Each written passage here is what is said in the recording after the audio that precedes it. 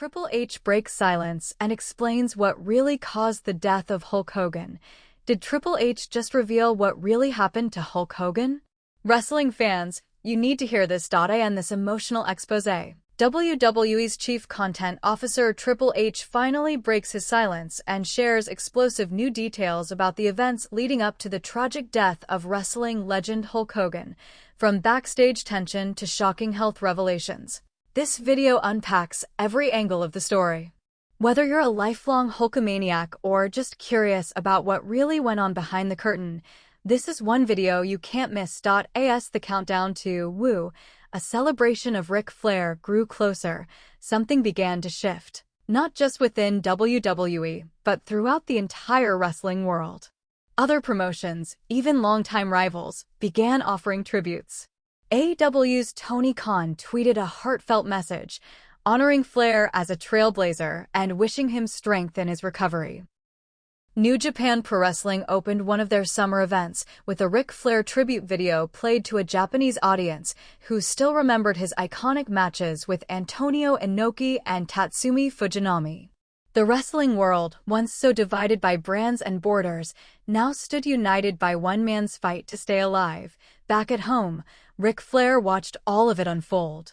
Not on some grand screen in a luxury suite, but from a modest hospital room with a nurse adjusting the angle of his bed so he could see better. Each tribute, each message, each social media post added another spark to his recovery. Doctors began to notice. His vitals improved.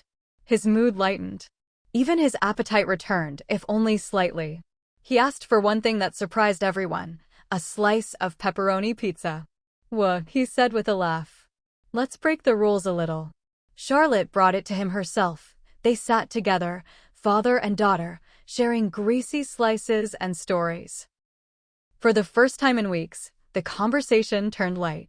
They laughed about his fashion choices, about the time he overslept for a press conference because he had partied too hard the night before, about the time he wore a championship belt to dinner just to see if anyone would recognize him. And they cried too. Quiet, real tears. Charlotte confessed that she hadn't always understood why wrestling meant so much to him. "Now I do," she said. "It kept you alive this long. And I think it's keeping you alive still." Rick didn't respond right away. But then he looked her in the eye and said something simple, something that summed up everything. "The ring was never just a place. It was where I became who I am." That moment would later become the opening line of WWE's tribute special. Meanwhile, the production team finalized the event's structure. Unlike any show WWE had ever done, Woo, a celebration of Ric Flair, would not feature pyrotechnics or wild stunts. It would be paced like a documentary, with live matches interspersed between video tributes, live interviews, and unscripted moments. Fans were encouraged to wear Ric Flair robes. The entire arena was decorated in gold and white. The WWE Universe was not just showing up for entertainment, they were arriving to witness history, to say thank you, to give the man his flowers. The night of the event arrived, and with it came a palpable emotion that could be felt through every camera angle. The show opened with dimmed lights, soft orchestral music, and a single spotlight on an empty ring. Then, the voice of Ric Flair echoed through the arena, the short audio clip he had recorded in his hospital bed. As he said the words, "I'm not stopping now." Whoa, the crowd erupted into a thunderous, standing ovation. It wasn't just applause. It was catharsis. The first match of the night was a tag team tribute. Randy Orton and Charlotte Flair versus Cody Rhodes and Becky Lynch, representing two generations molded by Flair's legacy. The match was fast-paced, emotional, and respectful. It wasn't about winning, it was about storytelling. Near the end, Charlotte locked Becky in the figure eight, the move her father made famous. Becky tapped, but not before whispering something to Charlotte that was picked up by the ringside mic. "For your dad." Later, a special moment stunned everyone. Ric Flair appeared on the big screen live from his hospital bed. No pre-recorded message. No editing. Just Rick, raw and real. He smiled, though his face showed signs of fatigue. "I didn't think I'd see this day," he said. "But here we are. You all made this happen. Every message. Every chant. Every woo. You gave me strength. I'm not gone yet, and I damn sure won't leave without a fight. To be the man, you gotta beat the man. And cancer hasn't beaten me yet.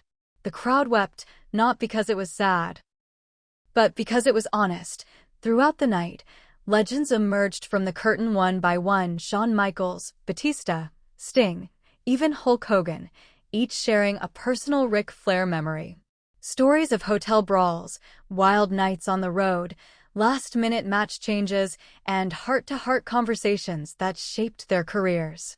Even Vince McMahon, who had largely remained out of the public eye, sent in a video tribute. Rick was a tornado of charisma, Vince said. Sometimes a nightmare to manage, but always a gift to watch. He gave more than anyone, and he's still giving now. And then came the main event.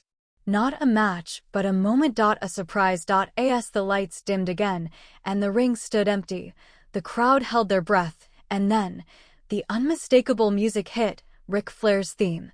The crowd lost control. He wasn't supposed to be there. Every doctor said it wasn't safe. Every medical advisor said no. But Flair had insisted. With clearance from his physicians and help from a small medical team backstage, Ric Flair walked down the ramp one last time, slowly, deliberately, flanked by Charlotte and Triple H. His robe trailed behind him. His face was tired, but his eyes burned with fire. Every step was a statement. Every step said, "I'm still here." He entered the ring with help, stood in the center, looked out at the crowd that had loved him for 50 years. And then, for the first time in the night, he spoke live. Tonight is not goodbye. Tonight is a reminder that no matter how hard life gets, you keep going. You style. You profile. You walk that aisle. And you never, ever let them see you quit. And then, one final, thunderous whoa. The building shook. Fans cried. Superstars stood at the top of the ramp applauding. Every screen flashed his legacy. And Ric Flair stood, victorious, not against a wrestler, not against a rival, but against time itself. It was a night that will live forever in wrestling history. Not because it was flashy, but because it was real. Because it honored a man who gave everything and asked only to be remembered. Because it showed the world that no matter the diagnosis, no matter the pain, no matter the uncertainty, Ric Flair is still fighting, and maybe, just maybe, that's what being the man is really all about. In the aftermath of the tribute show, something truly rare happened. The world didn't move on. Ric Flair's appearance, frail yet unshaken, barely standing but still roaring, had ignited something that couldn't be turned off. Fans, wrestlers, even celebrities outside of the wrestling world continued to speak his name with reverence and urgency. It felt like a communal vow had been made that night. Ric Flair would not be forgotten, not now, not ever. Not while he was still fighting. The following morning, Rick was flown back to Atlanta under tight medical supervision. The physical cost of his brief appearance was heavy. Doctors had warned him of the strain, and they were right, his body was spent. But as he lay quietly in the hospital that night, surrounded by flowers, photos, and video messages sent in from around the globe, he turned to his daughter Charlotte and said, "If that was the last time I'm ever in that ring, it was worth it. Every second of it." He paused, smiled, and added, "I felt like me again." In private, his medical team grew cautiously hopeful. Though the road ahead would be long, months of recovery, multiple follow-ups, and potentially more treatment, the cancer had not returned aggressively. The surgery had been successful, the chemotherapy was showing results, and most importantly, Rick's spirit remained intact. The man who once styled and profiled his way through pain now faced it quietly, maturely, and with a kind of grace that few had ever seen from him before. Charlotte, too, seemed changed. Not diminished by her father's fragility, but galvanized by it. Friends close to her say she began training harder than ever, not just to continue her legacy, but to carry his in ways she never imagined before.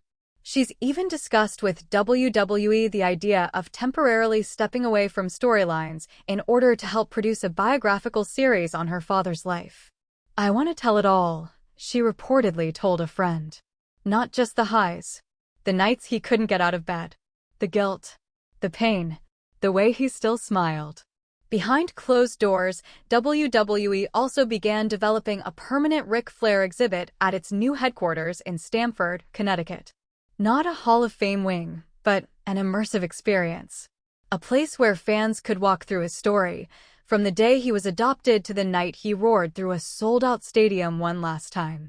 Robes, boots, belts, handwritten promo notes, even the scarred wrestling ring mat from his farewell show, all preserved. All waiting to carry on the tale of a man who refused to fade. And yet, for all the public gestures, it was in the private moments that Ric Flair's true power began to shine once more. He began writing letters, handwritten ones, to young talent in WWE. No cameras, no publicity, just guidance. One to Austin Theory, telling him to keep working the mic until he could feel the crowd before they made a sound. One to Roxanne Perez, saying her fire reminded him of a younger Trish Stratus. One to LA Knight, urging him to never let the critics dull his charisma. Don't let them define you, Flair wrote. Define yourself. Every damn night. He even reconnected with old enemies, burying decades-old hatchets with men like Bret Hart and Eric Bischoff. In one emotional phone call, Flair reportedly told Hart, "We were too proud to admit we were alike. But we both love this business too much to let go." Hart, never one to show easy emotion, simply replied, "You've still got more to do, Rick." And it was true, because in the months that followed, Flair's health continued to slowly improve. He regained some strength. His hair began growing back. He even returned to lightweight training, supervised, controlled, but defiant in its symbolism. A short video of Flair curling 10-pound dumbbells in his hospital room surfaced online, with him looking into the camera and saying, "Still the man." It went viral within minutes. Not because of the feat itself, but because of the spirit behind it. The world had seen so many heroes fall in silence. Ric Flair chose to rise in defiance. As SummerSlam approached, speculation grew over whether Flair would appear again. WWE kept quiet. Fans watched for signs. Rumors swirled. And then, just hours before the show, a WWE tweet sent shockwaves. "Tonight. The Nature Boy. One more time." This time, however, he didn't walk down the ramp. Instead, he appeared on the big screen during a mid-show intermission. His voice stronger, his appearance healthier, and his message clearer than ever. "Wrestling has given me everything: pain, glory, loss, redemption. But the biggest thing it gave me was all of you. The fans. You made me immortal. And even if I never walk down that aisle again, I want you to know I'll always be walking with you." Woohoo! The arena exploded. But Flair wasn't finished. Later that week, he announced via video call that he would be launching the Flair Foundation, a non-profit dedicated to helping retired wrestlers who suffer from long-term medical issues, financial instability, or lack of family support. "I've had people carry me through my worst days," he said. "It's time I return the favor." WWE pledged its support. So did AEW. So did fans. Within 24 hours, over $250,000 was raised. Not because Flair asked for it, but because the world knew what it owed him. And then, he went quiet, not because he was declining, but because he was living. For the first time in years, Ric Flair stepped away from the cameras, from the spotlight, from the chaos. He began gardening with Charlotte at her home in North Carolina. He started reading again, biographies, poetry, even scripture. He took long walks when his body allowed. He watched wrestling as a fan, not a legend. And in that quiet, Ric Flair rediscovered something he hadn't felt in decades: peace. But don't mistake peace for surrender. Sources close to him say he's still planning something big. Maybe a book. Maybe a podcast. Maybe a farewell world tour, not in the ring, but in conversation. He wants to tell the whole story in his own voice. No edits. No scripts. Just the raw, untamed truth of a life lived at full speed and full volume. "If I don't tell it," he told a close friend, "someone else will. And they'll get it wrong." Because Ric Flair's story was never about perfection. It was about perseverance, from the dusty roads of the NWA to the bright lights of WrestleMania. From a hospital bed to the center of an arena roaring his name, from near death to viral rebirth, Ric Flair proved, once and for all, that greatness isn't defined by how many times you fall.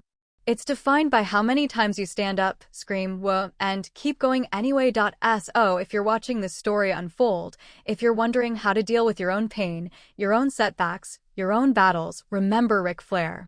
Because he's 76 years old, diagnosed with cancer, still walking, still smiling, still the man. Epilogue.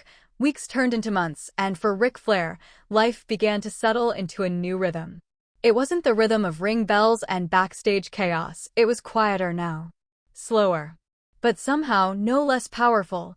The house in North Carolina where he stayed with Charlotte had become a kind of sanctuary. No cameras. No interviews. Just birdsong in the morning, the rustle of trees in the afternoon, and the occasional sound of Flair's faint woo when something, anything, made him feel alive. Some days were harder than others. There were setbacks, fatigue, occasional hospital visits. But there was also laughter, family dinners, old friends dropping by to share a bottle of wine and a memory or two.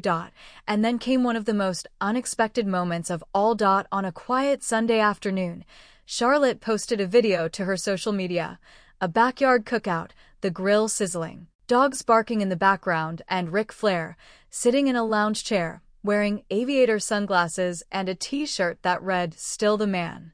He looked thinner, older, a little worn. But his smile? Unmistakable. In the video, he raised a glass and said, "Thanks for sticking with me. The ride's not over yet." The internet erupted once again. He had become something more than a wrestling legend. He was now a symbol of human resilience. A reminder that even the loudest, wildest souls eventually face silence, and that what matters most is how they carry it. For Flair, silence became a place of reflection, not regret. A space to be grateful, not mournful. And for fans, his ongoing survival wasn't just inspiring, it was sacred. WWE eventually released a commemorative documentary titled, Woo, The Ric Flair Chronicles, chronicling not just his career, but the battle he'd waged in recent months. It became the most viewed documentary in the company's history. Netflix later picked it up. Critics called it a raw, unfiltered portrait of a man who dared to be larger than life, and then dared to be human. But for Ric Flair, the greatest accolade came in a handwritten letter delivered months later. It came from a young wrestling fan named Dylan, age 12, who had just completed chemotherapy himself. The note read, "Dear Rick, I was scared when I lost my hair. I felt ugly. Then my dad showed me your video from the hospital. You looked brave and strong and cool. So I said, whoa, every day during my treatment, and now I'm better. Thank you for not giving up. Because of you, I didn't either. Love, Dylan." Flair wept when he read it. He didn't say much afterward. He just handed the letter to Charlotte, looked out the window, and whispered, "That's what it was all for." And that, in many ways, became the real legacy of Ric Flair, not just the titles, not just the promos, not even the show-stopping entrances, but the ripple effect of his survival. How one man's refusal to surrender gave strength to millions, how a once wild warrior became a quiet icon of perseverance, and how, even in pain, even in sickness, Ric Flair continued to do what he always did best, inspire. So as you finish the story, and you turn off your screen, take one breath. Just one. And in that silence, say it with your chest, because if Ric Flair taught us anything, it's that life isn't about how long the ride lasts, it's about how loud you scream while you're still on it. In the months following his emotional return to public life, the Flair Foundation began making a real-world impact, quietly but powerfully. Within 90 days, the organization had helped cover medical expenses for 3 retired wrestlers, placed 2 former stars in assisted living facilities, and launched a small scholarship fund for aspiring pro wrestling students at the Nightmare Factory and the WWE Performance Center. For the first time in years, wrestling wasn't just about selling out arenas, it was about giving back to the men and women who built the ring, brick by brick, match by match. Ric Flair watched all of this unfold from his living room, still recovering, still tired, but alert and deeply moved. He wasn't the president of the foundation. He didn't hold an executive title. But every call, every meeting, every case, someone checked with Rick. And in most cases, he gave a single instruction: help them. No questions. Just help. It was his way of balancing the cosmic books. For all the nights he'd been carried out of locker rooms, for all the time someone else paid the bill, Flair was now doing for others what had once been done for him. By December of that year, Rick was walking again, longer distances, more confidently. His voice grew stronger. His hair, thinner but still unmistakably platinum, began to frame his face again. He even traveled back to Charlotte, North Carolina, for a private dinner with some of his closest friends, people who had stood beside him in the ring and, more importantly, outside of it. Shawn Michaels, Triple H, Arn Anderson, and Ricky Steamboat were all there. It wasn't an industry event. No cameras. No storylines. Just 5 men sitting around a table, talking like they were 25 again. One of them made a toast. To the last man standing, Shawn Michaels said, holding up his glass. Rick raised his ginger ale and smiled. "Let's just hope I'm not the last man lying," he quipped. Laughter erupted. But beneath the humor, everyone in the room understood what that moment meant. Flair wasn't just alive, he was present. In full spirit. In full color. And then came the Hall of Fame rumors. Word began to leak in January that WWE was planning a one-of-a-kind honor for Ric Flair at WrestleMania, the first-ever second solo induction into the Hall of Fame, this time not for his career accomplishments, but for his contribution to wrestling's legacy as a mentor, a cultural icon, and a humanitarian. The idea was controversial at first. Some felt it was redundant. But the moment the WWE Universe caught wind of it, support poured in like a tidal wave.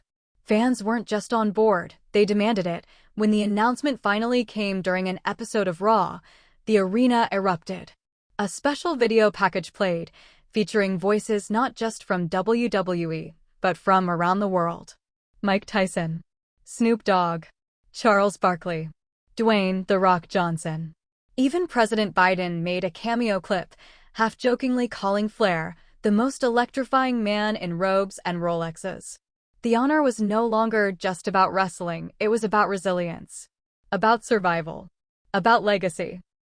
Ric Flair, sitting at home, watched it all unfold. He didn't speak for a long time. He just stared at the screen, holding his daughter's hand, tears welling up in his eyes. And then he said softly, "I guess I really am the man." WrestleMania weekend came. Flair arrived in a wheelchair, but stood on his own as he walked the red carpet. His robe, a golden custom piece embroidered with the words "Still Stealin', Still Profilin'," trailed behind him like a royal cape.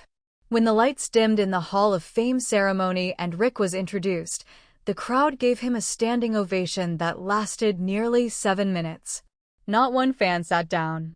Not one voice stayed quiet. It wasn't a performance, it was worship. Rick took the stage slowly, trembling slightly, gripping the podium. And then he leaned into the mic and said, "I wasn't supposed to be here tonight. But guess what?" He looked up, stared straight into the camera, and shouted, "Woo-woo." The crowd went insane. His speech wasn't polished. It didn't need to be.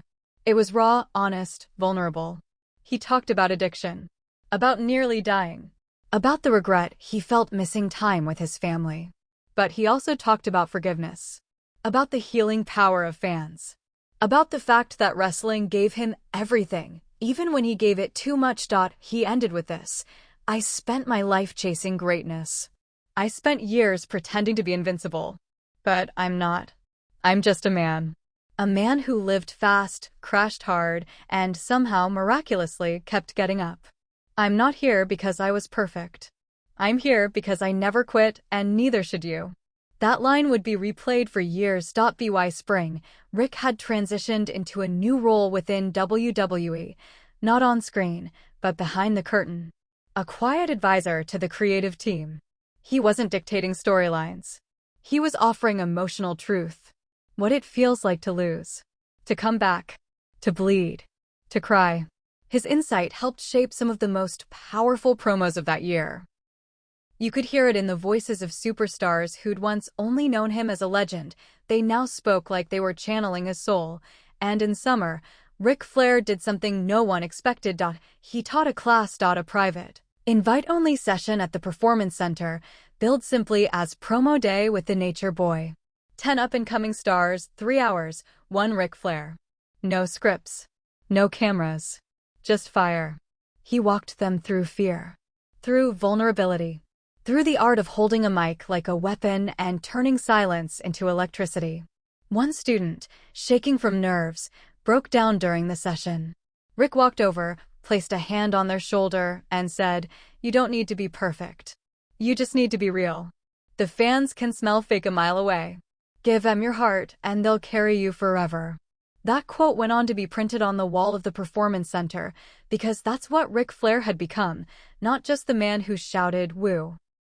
Not just the limousine ride-in, jet-flying son of a gun, not just the 16-time world champion, but the soul of professional wrestling. A man who didn't just survive cancer. He outlived doubt. He outlasted shame. He overcame himself. And even now, as the sun begins to set on his extraordinary life, Ric Flair continues to teach the most important lesson of all. You don't have to be invincible to be a legend. You just have to keep getting back up. It's been a year since that unforgettable Hall of Fame speech. Ric Flair no longer needs a hospital bed. He's no longer monitored around the clock. His treatments, once grueling and relentless, have ended for now, with doctors cautiously calling his condition stable with strong indicators of remission. In medical terms, he's defied every expectation. But Ric Flair never cared about odds. He lives now in quiet semi-retirement on a spacious property just outside Charlotte, North Carolina. The home, nestled between rolling green hills and tall pines, is modest compared to the mansions he once boasted about in promos, but it's peaceful. It's intentional. Charlotte helped design it with one goal: healing. A garden in the back with tulips and bluebells. A wrestling ring under a barn awning, not for training, but for reflection. And a small den filled with photos of his past, framed memories of glory, grief, survival, and grace. Most mornings start the same. He rises early, still on a strict sleep schedule. He walks slowly down a paved garden path, not alone, but with Charlotte beside him. They rarely talk during the walk. They just breathe. The wind through the trees. The distant hum of the world waking up. For Ric Flair, silence is no longer a threat. It's a gift. And with every step, every inhale, he reclaims pieces of the man he was and honors the man he has become. Still, the wrestling world has not left him behind. Every week, talent from WWE's Performance Center fly out to see him, not because they're told to, but because they want to. They sit in his living room, ask questions, record stories, and listen as Flair breaks down what it truly means to tell a story in the ring. Some bring notebooks. Others just bring open hearts. What makes a legend? One young star asked during a session. Flair leaned back, sipped his coffee, and replied, "A legend isn't just someone who wins. It's someone who loses everything and still walks into the next match like they're undefeated." That line would later appear on WWE merchandise, with all proceeds donated to cancer research through the Flair Foundation, and then came the documentary, not the WWE-produced special, but a full-length, independently created, critically acclaimed film titled Nature Boy, Still Standing. Directed by an award-winning filmmaker who had never watched wrestling before, the project spanned 2 years and included over 70 hours of interviews, hospital footage, personal vlogs, and intimate, vulnerable moments never shown to the public. It premiered at the Tribeca Film Festival and was met with thunderous praise. Critics called it a masterclass in resilience, and Flair himself was flown to New York for the debut, his first major public appearance since the Hall of Fame. He walked the red carpet wearing a black suit. No robe, no flair, just himself. The crowd screamed, cameras flashed, and as he turned to the press, he smiled and said, "I used to think wrestling was my whole story. But maybe it was just the first chapter." That quote was printed across every major publication the next day.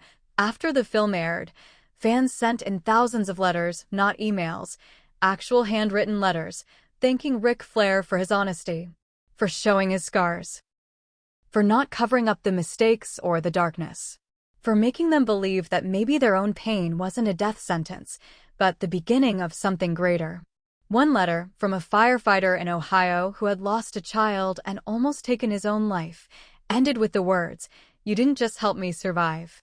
You reminded me why to survive." Ric Flair read every letter. He didn't respond to all of them. But he did start writing again, this time, not for the ring, not for promos, but for himself. A memoir is now in the works, tentatively titled, Broken Robes, The Life Behind the Woo.